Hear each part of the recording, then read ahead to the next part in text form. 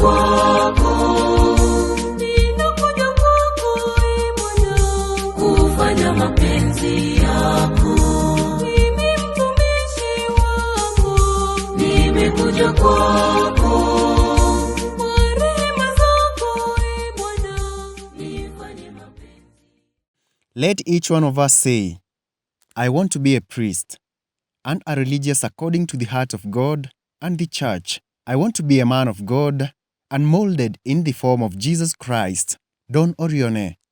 On Thursday, 13th June 2024, the Sons of Divine Providence Congregation, or Don Orione Fathers, cordially invite you to the priestly ordination of their sons, Don Martin Junge Kamau, Don Samuel Mudoka Mutua, and Don Augustine Namusende Muteshi.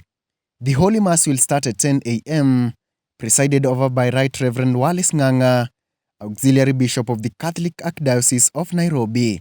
This event will be held at St. John Evangelist Parish, Langata, and will be live on Capuchin TV and its correspondent social media platforms. Don Orione missionaries have been present in Kenya since their arrival in 1996. Capuchin TV congratulates those who will be receiving their priesthood and the Sons of Divine Providence Congregation at large.